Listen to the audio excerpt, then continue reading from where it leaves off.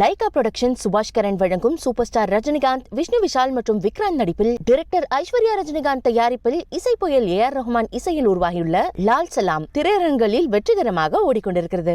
திரையரங்குகளில் கிரிக்கெட்டை ஒளிபரப்பு செய்ய அரசு அனுமதி அளிக்க வேண்டும் என திரையரங்கு உரிமையாளர் இளங்கோவன் தெரிவித்துள்ளார்.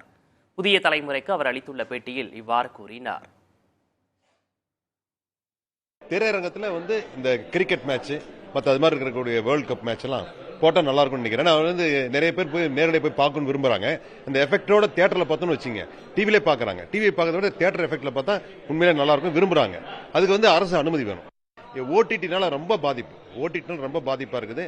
இன்னைக்கு ஒரு ஆர்டிஸ்ட் சம்பளம் நிர்ணயம் பண்றதே திரையரங்கில் ஆடியன்ஸ் எவ்வளவு பார்த்தாங்கிறது தான் இன்னைக்கு இருக்குது. இது அப்படியே நாள் குறைஞ்சு ஓடிடி உடனே வந்துடலான்ற அளவுக்கு சூழ்நிலை வரும்போது எல்லாருடைய மனநிலை என்ன ஆகும்? இந்த படத்தை நம்ம தியேட்டர்ல பார்க்கறத விட நம்ம வீட்டிலேயே போய் பார்த்துக்கலாம். பெரிய படங்கள் மட்டும் பார்க்கலாம், மிகப்பெரிய செலவுல எடுக்கப்பட்ட படங்கள் மட்டும் பார்க்கலான்ற ஒரு நிலை இருக்குது. அந்த மனநிலையை வந்துட்டாங்க. இப்படியே போக போக பாத்தீங்கன்னாக்க கம்ப்யூட்டர் ஓடிடி அதிகமா போயிட்டு தியேட்டர்ல வர ஆடியன்ஸ் குறைஞ்சிருவாங்க. அப்புறம் எப்படி ஆர்டிஸ்ட் சம்பளம் இன்னும் 100 கோடி 200 கோடி வாங்க முடியும்? லைகா புரொடக்ஷன் சுபாஷ் கரன் வழங்கும் சூப்பர் ஸ்டார் ரஜினிகாந்த், விஷ்ணு விஷால் மற்றும் விக்ராந்த் நடிப்பில் டைரக்டர் ஐஸ்வர்யா ரஜினிகாந்த் தயாரிப்பில் இசை புயல் ஏஆர் ரஹ்மான் இசையில் உருவாகியுள்ள லால் சலாம் திரையரங்குகளில் வெற்றிகரமாக ஓடிக்கொண்டிருக்கிறது.